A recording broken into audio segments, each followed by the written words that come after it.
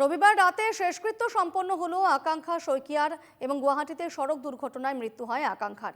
সাপেখাতিতে শোকাকুল পরিবেশ তরুণীর অন্ত্যেষ্টিক্রিয়ায়। মেয়ে হারিয়ে ভেঙে পড়েছে গোটা পরিবার।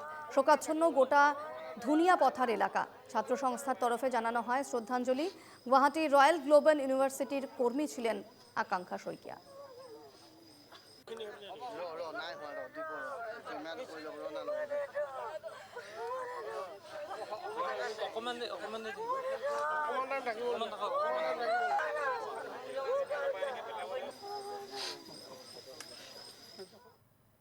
আকাঙ্ক্ষা শইকীয়া আচলতে আমাৰ সাপেখাতী সম্পদ আছিল।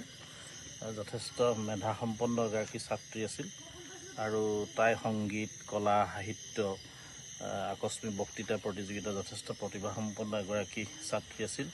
আমি তাইৰ মৃত্যু যথেষ্ট মৰ্মাহত হৈছোঁ আৰু যি ধৰণে ঘটনাটো সংঘটিত হৈছে আমাৰ সন্দেহ হয় এই এটা যেন পৰিকল্পিত কিবা এটা হত্যাকাণ্ড নিচিনাকৈ অনুভৱ হৈছে। যি কি নহওক আইনে নিজৰ পথ ল'ব আৰু এইটো বিচাৰ কৰিব। পুলিচ প্ৰশাসন আছে। আমি বিচাৰোঁ যে ড্ৰাইভাৰজনক সোনকালে বিচাৰি উলিয়াই যথাযোগ্য শাস্তি প্ৰদান কৰিব লাগে। এটা কথাই আমি অনুৰোধ জনাব বিচাৰোঁ, পুলিচ প্ৰশাসনে যে এইখিনি ব্যৱস্থা সোনকালে লওক।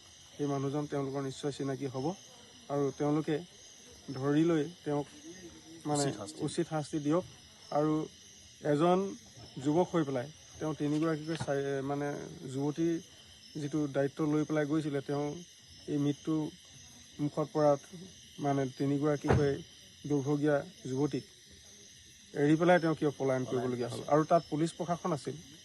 পুলিচ প্ৰশাসনে পাইছে আমি মানে CCTV যিটো ফুটেজ এক্সিডেণ্ট হোৱাৰ প্ৰায় কেইছেকেণ্ডমানৰ পাছতে পিছফালৰ পৰা পুলিচ প্ৰশাসন গৈছে।